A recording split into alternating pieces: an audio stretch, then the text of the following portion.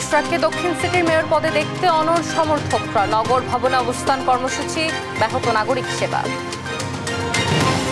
সুনামগঞ্জে বাড়ছে বজ্রপাতে প্রাণহানির সংখ্যা, ১.৫ বছরের মৃত্যু ৭৩ জনের। ক্ষয়ক্ষতি কমাতে নেই তালগাছ রোপণ সহ প্রয়োজনীয় উদ্যোগ। চাঁদপুর শহরের চেয়ারম্যান ঘাট এলাকায় মোটরসাইকেল রিকশার মুখোমুখি সংঘর্ষ, ২ জনের প্রাণহানি, আহত হয়ে হাসপাতালে ভর্তি ২ জন। ভারতের নিষেধাজ্ঞায় আখাউড়া স্থলবন্দরে স্থবির রপ্তানি বাণিজ্য, দৈনিক ব্যাহত ৩০ থেকে ৪০ লাখ টাকার পণ্য রপ্তানি, ক্ষতির মুখে ব্যবসায়ীরা। যেহেতু বন্ধ করে দিয়েছে সেহেতু আমরা তো জোর করে ওই ব্যবসা বাণিজ্য চালিয়ে যেতে পারবো না। আমরা প্রতিদিন ৩০ থেকে ৪০ লক্ষ টাকা রপ্তানি করতাম, কিন্তু বর্তমানে আমরা এখন সেটা থেকে অনেকটা বঞ্চিত হয়ে গেছি। রাঙামাটির সমতা ঘাটে জমজমাট ভাসমান ফলের হাট, চট্টগ্রাম সহ দেশের বিভিন্ন জেলায় যায় পাহাড়ি ফল, ভালো ফলনে খুশি চাষিরা। এবং ভারতের বিভিন্ন সংস্থার বিরুদ্ধে যুক্তরাষ্ট্রের ভিসা নিষেধাজ্ঞা, অবৈধ অভিবাসনে সহায়তার অভিযোগ, রেমিটেন্স পাঠাতে দিতে হবে ৫% কর। দেখছিলেন শিরোনামগুলো। সংবাদ সকালে আপনাদের সঙ্গে রয়েছি আমি অতসী সেন। এবারে পুরো খবর। ঢাকা দক্ষিণ সিটি কর্পোরেশনের মেয়র পদে ইঞ্জিনিয়ার ইশরাক হোসেনকে দায়িত্ব বুঝিয়ে দেওয়ার দাবিতে আন্দোলন অব্যাহত রেখেছে তার কর্মী সমর্থকরা। মঙ্গলবার সকাল থেকে নগর ভবনের সামনে অবস্থান নেন তার অনুসারীরা। সকাল 10টা থেকে 6ষ্ঠ দিনের অবস্থান শুরু করার কথা থাকলেও তার আগেই নগর ভবনে অবস্থান নেন তারা। এ সময় তারা বলেন, ইশরাককে দায়িত্ব বুঝিয়ে না দেওয়া পর্যন্ত কর্মসূচি চালিয়ে যাবেন। এর আগে সোমবার বিক্ষোভ মিছিল ও ব্লকেট কর্মসূচি করেন ইশরাকের সমর্থকরা। বিকেলে সংবাদ সম্মেলনে দাবি আদায়ের আগ পর্যন্ত অবস্থান কর্মসূচি অব্যাহত রাখার হুঁশিয়ারি দেন। এদিকে নগর ভবনে তালা ঝুলিয়ে দেয় ব্যাহত হচ্ছে স্বাভাবিক কার্যক্রম, সেবা বঞ্চিত হচ্ছেন নাগরিকরা। জাতীয় নির্বাচনের পূর্বে ঢাকা সিটি কর্পোরেশন সহ সব স্থানীয় নির্বাচনের দাবি জানালেন জাতীয় নাগরিক পার্টির উত্তরাঞ্চলের মুখ্য সংগঠক সার্জিস আলম। সোমবার রাতে নিজের ভেরিফাইড ফেসবুক পেজে দেওয়া পোস্টে এই দাবি জানান তিনি। সার্জিস ফেসবুক পোস্টে উল্লেখ করেন, জাতীয় নির্বাচনের পূর্বে ঢাকা সিটি কর্পোরেশন সহ সব স্থানীয় নির্বাচন হলে ইশরাকের মতো যোগ্য ব্যক্তিরা তুলনামূলক লেভেল প্লেইং ফিল্ডে প্রতিযোগিতা করে গ্রহণযোগ্যতা এবং জনপ্রিয়তার মাপকাঠিতে জনপ্রতিনিধি নির্বাচিত হবে। স্থানীয় সরকারের বিভিন্ন পর্যায়ের অফিসগুলোতে জনপ্রতিনিধির অভাবে যে সেবাগুলো বিঘ্নিত হচ্ছে, জনগণ সেই সেবাগুলো আবার পেতে শুরু করবে। সরাসরি জাতীয় নির্বাচন হলে যদি অপ্রত্যাশিত কিছু বিষয় পরিলক্ষিত হয়, তাহলে সেগুলো সংশোধনের আর সুযোগ থাকবে না বলে উল্লেখ করেন সার্জিস। আগামী বাজেট প্রণয়নে স্বচ্ছতা ও সমন্বয়ের অভাব দেখছেন সিপিবির সম্মানীয় ফেলো ডক্টর দেবপ্রিয় ভট্টাচার্য। সকালে রাজধানীর একটি হোটেলে বাংলাদেশের অর্থনীতি ২০২৫-২৬ নীতি সংস্কার ও জাতীয় বাজেট বিষয়ে বহুপাক্ষিক অংশীজনের বৈঠকে এমনটাই জানান তিনি। আর অনিশ্চয়তার মধ্যে কোনো অর্থনীতি এগিয়ে যেতে পারে না বলে মন্তব্য করেন বিএনপির স্থায়ী কমিটির সদস্য আমির Khasru Mahmud Chowdhury. M A আজিমের report. বাংলাদেশের অর্থনীতি ২০২৫-২৬ নীতি সংস্কার ও জাতীয় বাজেট বিষয়ে বহুপাক্ষিক অংশীজনদের নিয়ে সেমিনারে অংশ নেন অর্থনীতিবিদ, রাজনৈতিক ও এনজিও প্রতিনিধিরা। মূল প্রবন্ধে আসছে বাজেটের ৩টি সমস্যা তুলে ধরেন অর্থনীতিবিদ ডক্টর দেবপ্রিয় ভট্টাচার্য। বাজেট প্রণয়নে স্বচ্ছতা ও সমন্বয়ের ঘাটতির কথা জানিয়ে তিনি বলেন, এবারের বাজেট নিয়ে কোনো আলোচনা বা পরামর্শ নেওয়া হচ্ছে না। বিভিন্ন বর্গের মানুষের সাথেও আলোচনা সেভাবে আমরা দেখিনি। আমি বলতে পারবো না বিদেশিদের সাথে কি আলোচনা হয়েছে এটাকে কেন্দ্র করে। ২ নম্বর হলো, আমরা দেখলাম না যেটুকু ওনারা করছেন তার ভিতরে সমন্বয়ের অভাব, এবং ওনারা এক একজন সাইলোর মতো কাজ করেন সরকারের ভিতরে। ওনাদের ভিতরে হারমোনাইজেশন আমাদের আমরা অনেক কম দেখছি। আর তৃতীয়ত, যেটুকু করেন তার স্বচ্ছতা নাই। বাজেটের সামাজিক সুরক্ষা খাতের বরাদ্দের ৭০%ই ভুক্তভোগীরা পায় না বলে দাবি করেন বেসরকারি সংস্থার প্রতিনিধিরা। বিভিন্ন খাত নিয়ে নতুন করে ভাবনার তাগিদও দেন তারা। সকলের জন্যই যাতে এমপ্লয়াবিলিটি তৈরি হয়, তার জন্য বাজেটে আমরা কি আছে সেই বরাদ্দগুলো দেখতে চাই, এই যুগোপযোগিতাটা দেখতে চাই। একটা হলো এমপ্লয়মেন্ট জেনারেশন, যেটা যেই বাজেটে বলা হচ্ছে is a budget of stabilisation. যখন স্টেবিলাইজেশনের কথা বলা হয় তার মানে এখানে গ্রোথকে একটু কম গুরুত্ব দেওয়া হচ্ছে। বিএনপির স্থায়ী কমিটির সদস্য আমির খসরু মাহমুদ চৌধুরী বলেন, ভুল তথ্যের উপর ভিত্তি করে বাজেট প্রণয়ন হলে তা প্রত্যাশা পূরণ করবে না। দেশ ক্রমশই অনিশ্চয়তার দিকে যাচ্ছে বলে মনে করেন তিনি। যদি পুরনো সেই ইকোনমিক মডেলের উপরে কন্টিনিউশনে বাজেট কন্টিনিউ করে, তাহলে তো সেটা আমাদের যেই পরিবর্তনের যে আমাদের আকাঙ্ক্ষা জনগণের, সেটা তো হচ্ছে না। এভাবে এখন সরকার আছে, এখানে জনগণ আছে, যে মাঝখানে ব্রিজ যেটা থাকে রিপ্রেজেন্টেশনের মাধ্যমে সেটা নাই। কিন্তু অন্তর্বর্তী সরকার রাজনৈতিক সরকারের ভূমিকায় থাকলেও মূল দায়িত্ব উপেক্ষা করছে বলেও মন্তব্য করেন বিএনপির এ নেতা। আমরা ডেমোক্রেটিক অর্ডারে ফিরে যাওয়ার জন্য যে কাজগুলো করা দরকার, ওইটা হচ্ছে এই সরকারের প্রধান দায়িত্ব। এম এ আজিম, দেশ টিভি, ঢাকা।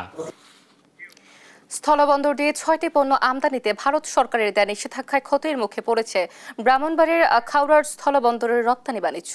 নিষেধাজ্ঞায় দ্বিতীয় দিনে হিমায়িত মাছ, ভোজ্য তেল, পাটের রশি ছাড়া রপ্তানি হয়নি কিছুই। ব্যবসায়ীরা বলছেন, যেসব পণ্যে নিষেধাজ্ঞা দেওয়া হয়েছে তার বেশিরভাগই রপ্তানি হতো এই বন্দর দিয়ে। এতে প্রতিদিন অন্তত 30 থেকে 40 লাখ টাকার পণ্য রপ্তানি ব্যাহত হচ্ছে। মেহেদিনুর পরশের প্রতিবেদন, জানাচ্ছেন টুম্পা আফরোজ। দেশের অন্যতম রপ্তানিমুখী স্থলবন্দর ব্রাহ্মণবাড়িয়ার আখাউড়া। এ বন্দর দিয়ে ভারতের 7 সিস্টার খ্যাত 7টি অঙ্গরাজ্যে প্রতিদিন হিমায়িত মাছ, শুটকি, ভোজ্য তেল, তুলা বর্জ্য, প্লাস্টিক পণ্য, পিভিসি সামগ্রী, প্রক্রিয়াজাত খাবার সহ 12 ধরনের পণ্য রপ্তানি হয়। তবে সম্প্রতি ভারত সরকার 6টি পণ্য আমদানিতে নিষেধাজ্ঞা দেয়ায় নতুন করে সংকটে পড়েছে এ বন্দরের রপ্তানি বাণিজ্য। নিষেধাজ্ঞা থাকায় এ বন্দর দিয়ে রপ্তানি হওয়া তুলার বর্জ্য, প্রক্রিয়াজাত খাবার, প্লাস্টিক পণ্য সহ পিভিসি পাইপ বন্দরে আসেনি। তবে দ্বিতীয় দিনে 44 টন হিমায়িত মাছ, 135 টন ভোজ্য তেল ও 19 টন পাটের রশি ভারতে রপ্তানি করা হয়।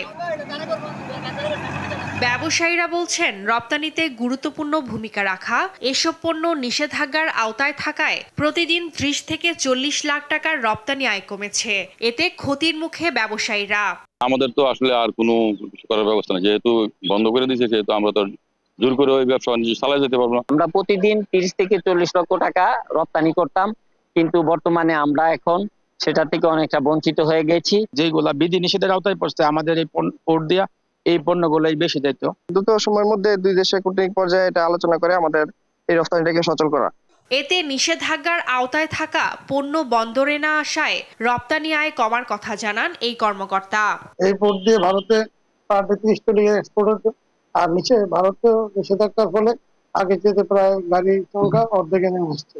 2024-25 অর্থবছরে আখাউড়া স্থলবন্দর দিয়ে রপ্তানি আয় বেড়ে দাঁড়িয়েছিল 453 কোটি টাকায়। নিউজ ডেস্ক, দেশ টিভি। দুদিনের সফরে মঙ্গলবার ঢাকা সফরে আসছেন নরওয়ের আন্তর্জাতিক উন্নয়ন প্রতিমন্ত্রী স্টাইন রেনাতে জেহিম। তার সফরে রোহিঙ্গা সমস্যা প্রাধান্য পাবে। পররাষ্ট্র মন্ত্রণালয় জানিয়েছে, দুদিনের বাংলাদেশ সফরে তিনি কক্সবাজারের রোহিঙ্গা ক্যাম্পে পরিদর্শনে যাবেন। ঢাকা সফরকালে তিনি অন্তর্বর্তী সরকারের প্রধান উপদেষ্টা ডক্টর মোহাম্মদ ইউনূস, প্রধান উপদেষ্টার জাতীয় নিরাপত্তা উপদেষ্টা ও রোহিঙ্গা সমস্যা ও অগ্রাধিকার প্রাপ্ত বিষয়াবলী সংক্রান্ত বিশেষ প্রতিনিধি খলিলুর রহমান, পররাষ্ট্র উপদেষ্টা মোহাম্মদ তৌহিদ হোসেন ও পরিবেশ, বন ও জলবায়ু এবং পানি সম্পদ উপদেষ্টা সৈয়দা রিজওয়ানা হাসানের সঙ্গে সাক্ষাৎ করার কথা রয়েছে। প্রতিমন্ত্রী রোহিঙ্গা ক্যাম্প পরিদর্শনের পাশাপাশি বাংলাদেশে থাকা নরওয়ের কিছু প্রকল্প, জলবায়ু উন্নয়ন ইস্যু নিয়ে আলোচনা হতে পারে। বৃহস্পতিবার সকালে ঢাকা ত্যাগ করার কথা রয়েছে নরওয়ের প্রতিমন্ত্রীর। দর্শক, নগর ভবনের সামনে রয়েছেন আমাদের সহকর্মী তন্দ্রা তারুণ্য, সরাসরি যোগ দিচ্ছেন তিনি। আমরা যুক্ত হচ্ছি। তন্দ্রা, অবস্থান কর্মসূচিতে নেতাকর্মীরা কি বলছেন, সবশেষ কি তথ্য রয়েছে আপনার কাছে, সার্বিক পরিস্থিতি কি জানাবেন?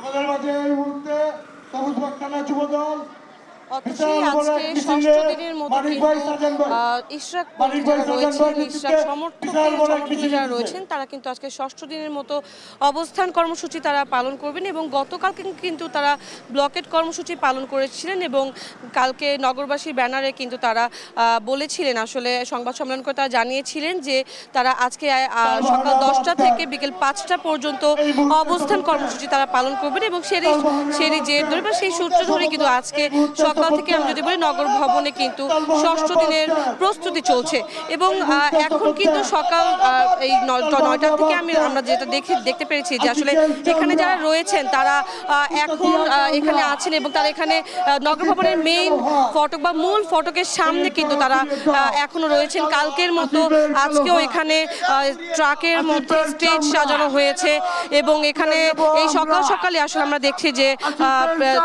ইশরাকপন্থী যারা রয়েছেন তারা কিন্তু এখানে এসেছেন এবং এখানে আমরা দেখতে পেয়েছি যে আসলে বিএনপি যারা রয়েছেন নেতাকর্মীরা যারা রয়েছেন যুবদলের যারা রয়েছেন এবং তারা সবাই কিন্তু এখানে ধীরে ধীরে আসা শুরু করেছে। সকাল থেকেই আমরা দেখেছি যে ছোট ছোট মিছিল করে আসলে তারা এখানে আসছেন এবং বিভিন্ন ধরনের স্লোগান তারা দিচ্ছেন এবং এখানে যদি একটু জানাই যে আমরা এখানে সকাল থেকে আসার পর থেকে দেখছি যে এখানে খুব জোরতোর করে আসলে এখানে প্রস্তুতি চলছে ষষ্ঠ দিনের এবং যেহেতু আজকে ব্লকেট কর্মসূচি নয় অবস্থান কর্মসূচি সেক্ষেত্রে কিন্তু আপাতত এই মুহূর্তে আমরা দেখতে পাচ্ছি যে আসলে এখান দিয়ে যান চলাচল মোটামুটি স্বাভাবিক রয়েছে। হয়তো বেলা গড়ানোর সাথে সাথে যখন এখানে আরো মানুষ পাবে তখন হয়তো এখানে যান চলাচল কিছুটা আবার কমে যাবে। আমরা একটু এক দুজনের সাথে একটু কথা বলার চেষ্টা করব।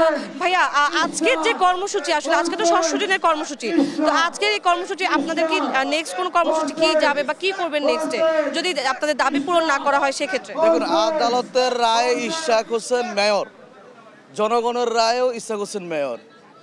নির্বাচন কমিশন ইশরাক হোসেনের গেজেট প্রকাশ করেছেন ইশরাক হোসেনের পক্ষে। তারপরেও এই সরকার ইশরাক হোসেনকে শপথ পড়াচ্ছে না। এটা একটা নব্য স্বৈরাচার আমরা মনে করি। যতদিন পর্যন্ত ইশরাক ভাই তার ন্যায্য অধিকার ফিরে না পাবে আমরা ঢাকাবাসী এই আন্দোলন করে যাব। এই আন্দোলন রাজপথে চলমান থাকবে ইনশাল্লাহ। ধন্যবাদ। যেমনটা বলছিলেন যে আসলে যতদিন পর্যন্ত ঢাকা দক্ষিণ সিটি কর্পোরেশনের মেয়র হিসেবে আসলে ইশরাককে শপথ পাঠ করানো হবে না ততদিন পর্যন্ত কিন্তু তাদের এই আন্দোলন চলমান থাকবে এবং তাদের আজকের যে অবস্থান কর্মসূচি সেটিও কিন্তু আজকের পরবর্তীতে আসলে তারা কোনো কর্মসূচি পালন করবেন কিনা সেটাও কিন্তু তারা আমাদেরকে জানাবেন বলছেন তারা। এবং এর পাশাপাশি যদি বলে রাখি আজকেও কিন্তু নগর ভবনের মূল ফটকে এখনও তালা লেগে আছে এবং আজকেও কিন্তু একদম মূল ফটকের সামনে আসলে ট্রাক রেখে কনসার্টের মতো করে আসলে আয়োজন করা হয়েছে এবং এখনো কিন্তু আমরা দেখছি যে এখানে ধীরে ধীরে আসলে নেতাকর্মী যারা আছেন তারাও আসছেন এবং সকাল থেকেই দেখছি যে এখানে কিন্তু সকাল থেকে নানা ধরনের স্লোগান দেওয়া হচ্ছে এবং এখন আমরা একটু চেষ্টা করবো যে আসলে আরও এক দুজনের সাথে কথা বলা যে আসলে ভাইয়া একটু কথা বলি সেটা হচ্ছে যে ইশরাককে আপনারা চাচ্ছেন এই আচ্ছা ঠিক আছে আপনার সাথে কথা বলি সেটা হচ্ছে যে এই যে ইশরাককে মেয়রের শপথ পাঠ করানো হচ্ছে না এই ব্যাপারটা নিয়ে যদি একটু কিছু বলতেন। দেখেন, বাংলাদেশের যে শাসন ব্যবস্থাটা হচ্ছে নির্বাচনমুখী এবং আমাদের প্রত্যেকটা অফিসেই একটা ব্যবস্থাপনা থাকে। তো ব্যবস্থাপনার জন্য জনগণের ভোটে নির্বাচিত যে সরকার, জনগণের ভোটে যাকে নির্বাচিত করা হয়েছে একজনকে প্রশাসক হিসেবে অ্যাডহক হিসেবে নিয়োগ করা আর জনগণের অলরেডি ভোটে নির্বাচিত একজন ব্যক্তিকে কোর্টের মাধ্যমে আমরা পেয়েছি, কোর্টের রায়ের মাধ্যমে পেয়েছি। এটার অর্থ বোঝা যায় যদি ইশরাক ভাইকে তার প্লেসমেন্টে না বসানো হয় তাদের বিশেষ কোনো উদ্দেশ্যকে প্রতিফলিত করার জন্যই তারা এই রায়কে প্রলম্বিত করছে বা এই রায়েরকে বাস্তবায়নে বিঘ্ন ঘটাচ্ছে। আপনি খেয়াল করলে দেখতে পারবেন ইশরাক ভাই যখন নির্বাচনটা হয় তখন পুরো ঢাকাব্যাপী বা সারা বাংলাদেশব্যাপী একটি জিনিস আলোড়িত হয়েছে, একটি জিনিস আলোচিত হয়েছে, ইশরাক ভাই জনগণের ভোটে নির্বাচিত। সেই জায়গাতে সরকার, তৎকালীন অবৈধ সরকার ওই নির্বাচন ব্যবস্থাকে কিভাবে ম্যানিপুলেশন করেছেন তাও জানেন। এই মুহূর্তে যে সরকার ব্যবস্থাপনা আছে 24 পরবর্তী, সেই সরকার যদি যে জায়গাতে কোর্টে রায় দিছে এটাকে আপহোল্ড না করে, এই রায়টাকে যদি আপহোল্ড না করে তাদের কি উদ্দেশ্য? তারা প্রত্যেকটা ক্ষেত্রে নির্বাচন দিতে যাচ্ছে না, যে জায়গাতে যে যোগ্য লোক তাদেরকে বসাচ্ছে না। আমরা ধারণা করছি যে মেয়র ভবনে, নগর ভবনে অবশ্যই এমন কোনো ঘটনা ঘটেছে যে ঘটনাকে আড়াল করার জন্যই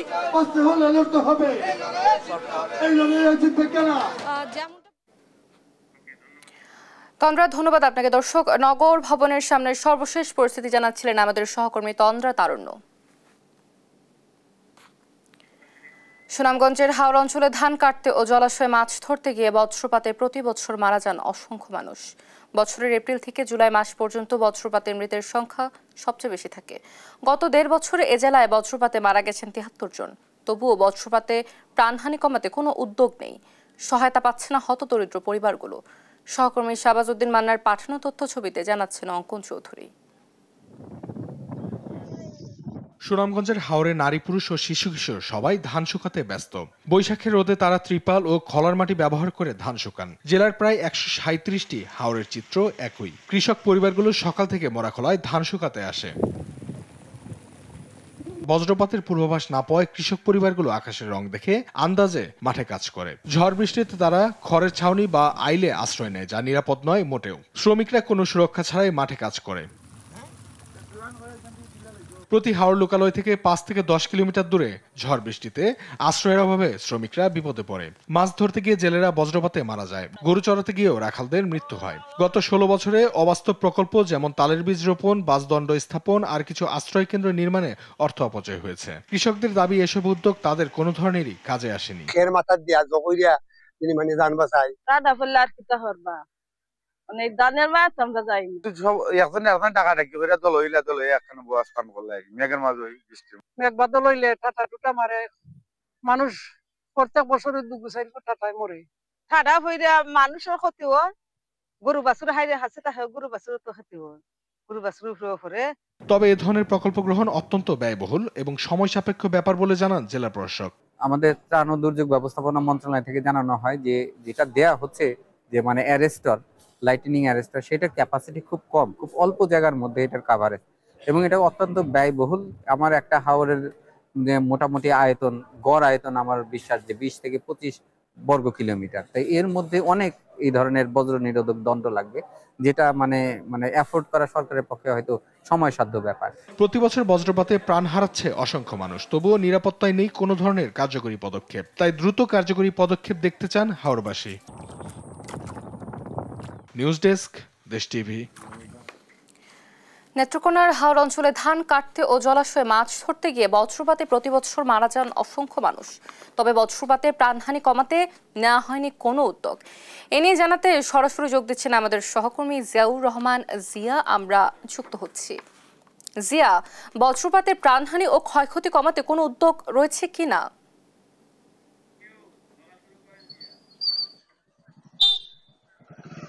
হ্যাঁ অতসী, আপনি যেমনটি বলছিলেন, নেত্রকোনা আপনারা জানেন যে এটি একটি হাওর জেলা।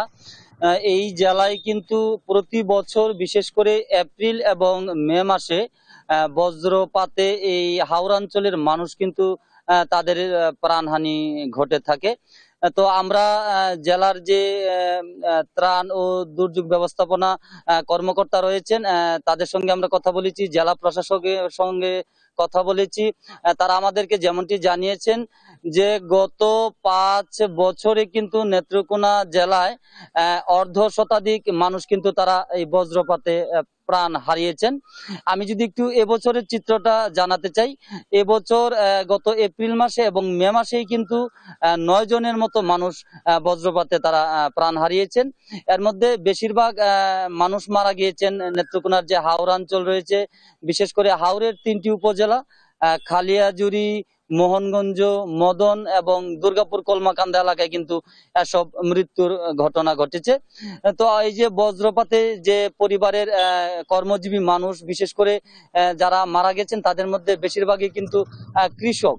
তো এই যে কৃষকরা তারা বজ্রপাতে প্রাণ হারিয়েছেন, এতে কিন্তু এইসব পরিবারে একেবারেই দেখা গেছে যে তাদের একেবারে নিজের মানুষ আপনজনকে হারিয়ে তারা খুব কষ্টে দিন যাপন করছেন।